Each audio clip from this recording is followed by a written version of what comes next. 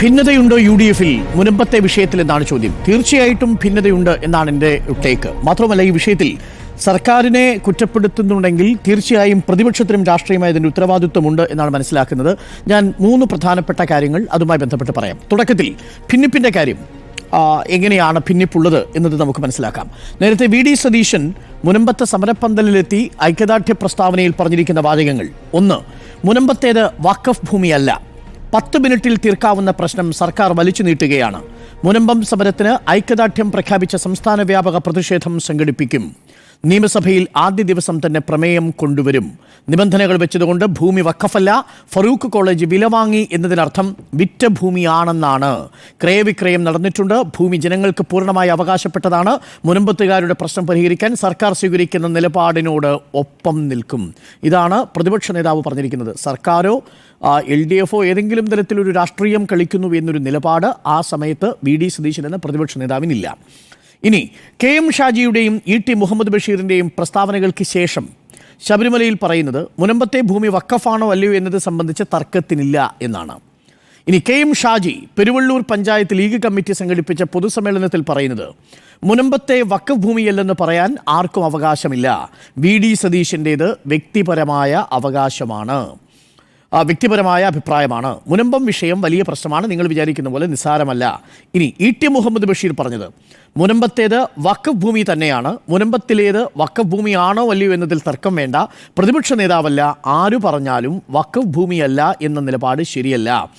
League ഒരു ഘട്ടത്തിലും ഇത് വഖഫ് ഭൂമിയല്ലെന്ന് പറഞ്ഞിട്ടില്ല. ലീഗിൻ്റെ നിലപാട് ഒന്നു തന്നെയാണ്. ഇതൊക്കെയാണ് ഇപ്പോൾ നമ്മൾ കേൾക്കുന്ന പ്രതികരണങ്ങൾ.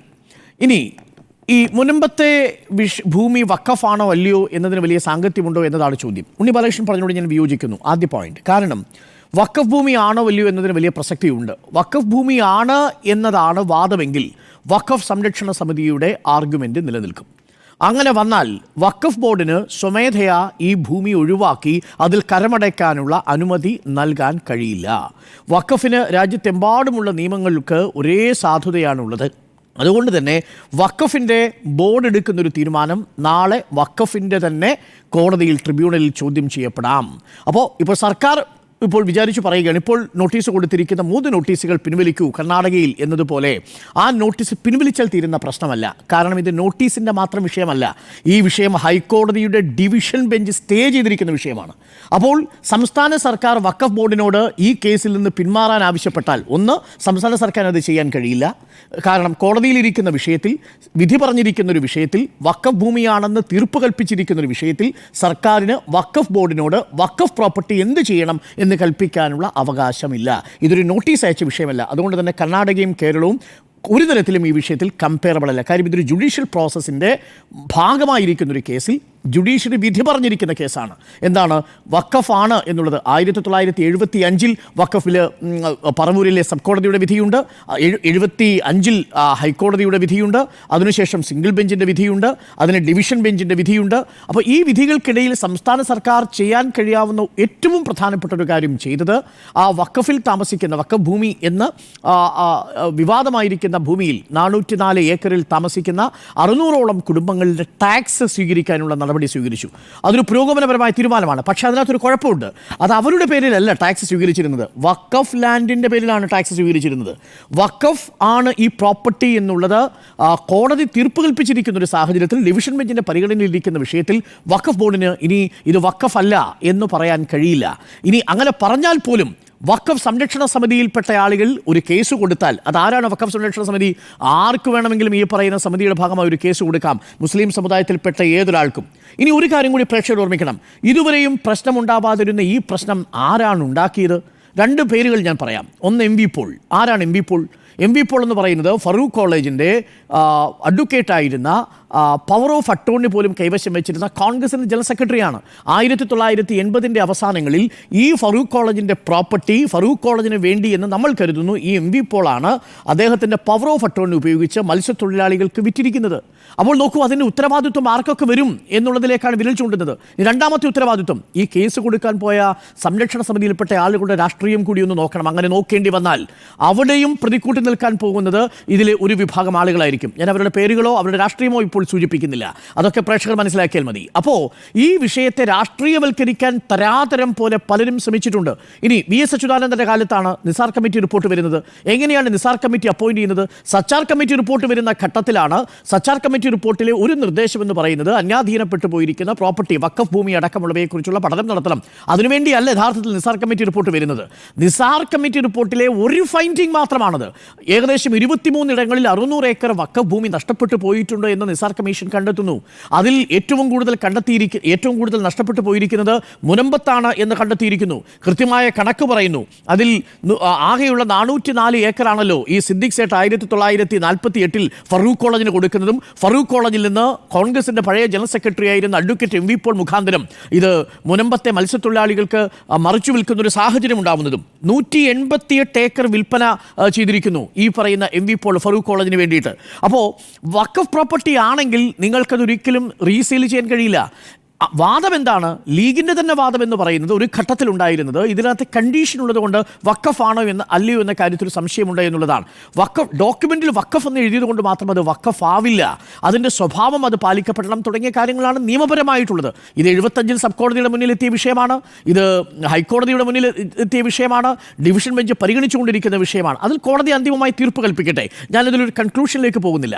പക്ഷെ അവിടെയുള്ള വിഷയം ഒരു മനുഷ്യാവകാശ വിഷയമാണ്.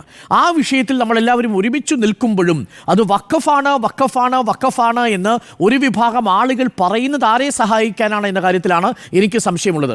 ലീഗ് പ്രത്യേകിച്ച് PK കുഞ്ഞാലിക്കുട്ടിയും സാദിഖ് അലി തങ്ങളും ഈ വിഷയത്തിൽ വരാപ്പുഴയിൽ പോയി അതിരൂപതയിലെത്തി ഈ ഒരു വിഭാഗം ആളുകളെ, ഈ മത്സ്യത്തൊഴിലാളികളെ ചേർത്ത് പിടിച്ചു നിർത്തുന്ന അതിരൂപതയുമായി സംസാരിച്ച് അതിലൊരു സമന്വയത്തിലേക്കുള്ള വഴി തെളിയുമ്പോഴാണ് മറുഭാഗത്ത് വഖഫാണ്, ഈ ഭൂമി വഖഫിൻ്റേതല്ല എന്നൊരു നിലപാട് ലീഗിനില്ല എന്ന് തെരഞ്ഞെടുപ്പിന് ശേഷം ഷാജി പറയുന്നത്, ET മുഹമ്മദ് ബഷീർ അത് ആവർത്തിച്ച് പറയുന്നത്.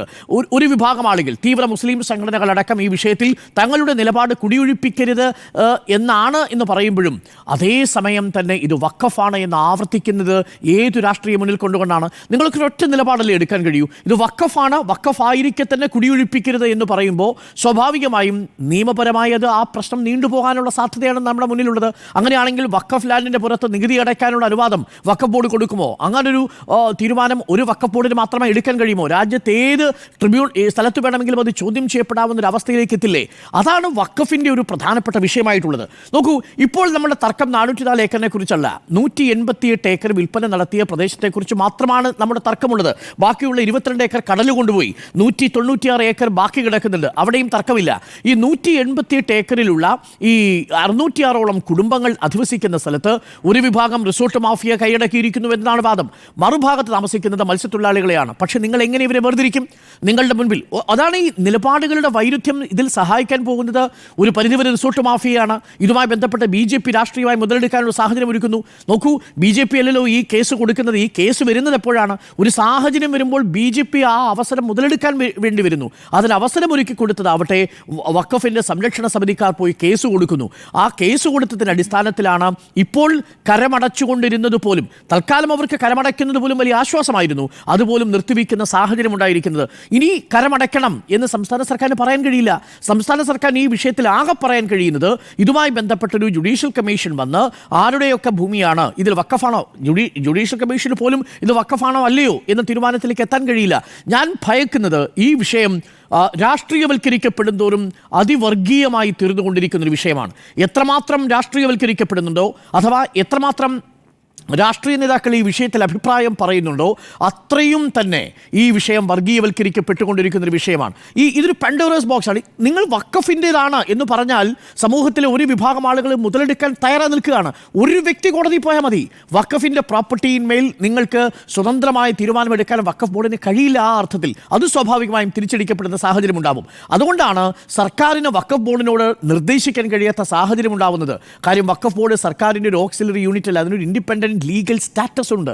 ആ സ്റ്റാറ്റസ് അവരുടെ കോടതി നിയമങ്ങളിലൂടെയാണ് അത് നടപ്പിലാക്കുന്നത്. ചുരുക്കത്തിൽ ഇത് ചർച്ച ചെയ്യപ്പെടും തോറും, ഇത് വർഗീയവൽക്കരിക്കപ്പെടും തോറും മറുഭാഗത്ത് ഒരു കാര്യം കൂടി നടക്കും.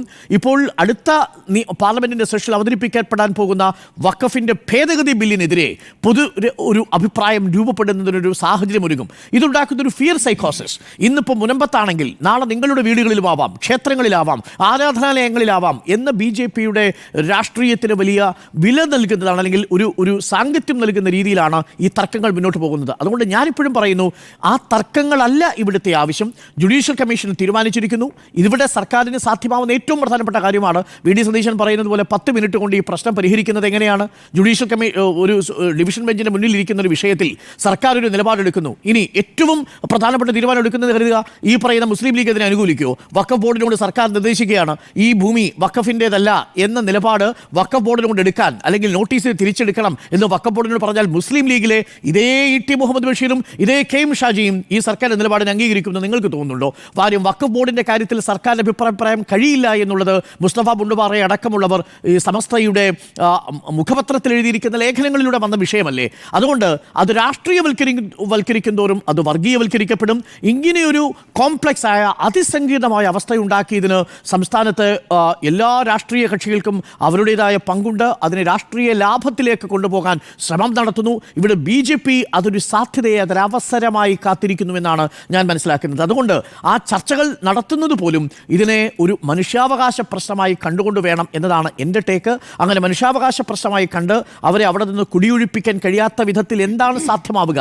അത് ഒരുപക്ഷെ വഖഫിൻ്റെ കേസുകളിൽ ഒരു പുതിയ അധ്യായമായിരിക്കും കേരളത്തിൽ തുറക്കാൻ പോകുന്നത്. ആ അധ്യായം വളരെ അമിക്കബിളി സെറ്റിൽ ചെയ്യപ്പെടുക എന്നുള്ളതാണ്. അതല്ലെങ്കിൽ അത് തുറക്കാൻ പോകുന്നത് ഒരു വലിയ ഒരു ദുരന്ത മുഖമായിരിക്കും, ഒരു വർഗീയ സാധ്യതയുടെ മുഖമായിരിക്കും. രാജ്യത്ത് ചർച്ച ചെയ്യപ്പെടാൻ പോകുന്ന ഏറ്റവും പ്രധാനപ്പെട്ട ഒരുപക്ഷെ രാമജന്മഭൂമി ക്ഷേത്രത്തിൻ്റെ വിഷയത്തേക്കാൾ കൂടുതൽ വർഗീയ മാനങ്ങളുള്ള വിഷയമായി വഖഫ് ബില്ല് മാറും. മുത്തലാഖ് വിഷയം നമ്മൾ ചർച്ച ചെയ്തതിലും അധികം 10 മടങ്ങ് പ്രഹരശേഷിയുണ്ട്. കാരണം ഇതൊക്കെ പ്രോപ്പർട്ടിയുമായി കൂടി സാധാരണക്കാരായ പ്രോപ്പർട്ടിയുടെ മാനസികാവസ്ഥയെ കൂടി, സാധാരണക്കാരായ മനുഷ്യരുടെ മാനസികാവസ്ഥയെ കൂടി ഒരുപക്ഷെ സ്വാധീനിക്കാൻ കഴിയുന്ന വിഷയമാണ് എന്നാണ് ഞാൻ മനസ്സിലാക്കുന്നത്. അതുകൊണ്ട് മുനമ്പത്ത് ഭിന്നിപ്പുണ്ടാവുന്നത് ശരിയല്ല. ഒരൊറ്റ നിലപാടിൽ ഉറച്ചു നിൽക്കുക എന്നതാണ്. അത് സർവകക്ഷി യോഗമെങ്കിൽ സർവകക്ഷി യോഗം, അങ്ങനെയാണെങ്കിൽ ഒരുമിച്ച് ചേർന്ന് ഒരു തീരുമാനമെടുക്കുക, വളരെ ശ്രദ്ധാപൂർവം മാത്രം മറുപടി പറയുക എന്നുള്ളതാണ് കാര്യം. ഇതുമായി ബന്ധപ്പെട്ട വിവാദത്തിൽ ഏറിയും കുറഞ്ഞും എല്ലാവർക്കും തുല്യമായ പങ്കാണുള്ളത് എന്നാണ് എൻ്റെ ടേക്ക്. അതുകൊണ്ട് സർക്കാരിനെ മാത്രം കുറ്റപ്പെടുത്തുന്നതിൽ ഒരർത്ഥവുമില്ല. ഇതിൻ്റെ ഒരു ഭാഗത്ത് കേസ് കൊടുക്കാൻ പോയവർ, ഇതിൻ്റെ വിൽപ്പന നടത്തിയവർ, ഈ നോട്ടീസ് അയക്കുന്നതിൻ്റെ ഭാഗമായിട്ട് വഖഫിൻ്റെ അന്നത്തെ ബോർഡിലുണ്ടായിരുന്ന ചെയർമാൻ, ഇതൊക്കെ ആരായിരുന്നു എന്നുള്ളത് പരിശോധിച്ചാൽ അതിൻ്റെ രാഷ്ട്രീയ സ്വഭാവം വ്യക്തമാവും എന്നാണ് എൻ്റെ ടേക്ക്. അപ്പോൾ ഒറ്റവാചകത്തിൽ പറഞ്ഞാൽ മുനമ്പത്ത് ഭിന്നിപ്പുണ്ട്. ആ ഭിന്നിപ്പ് രാഷ്ട്രീയമായ ഭിന്നിപ്പിലേക്കും അവസരങ്ങളിലേക്കും വഴി തുറക്കുന്നത് സമൂഹത്തിൻ്റെ ആരോഗ്യത്തിന് നല്ലതല്ല എന്നതാണ് എൻ്റെ അഭിപ്രായം.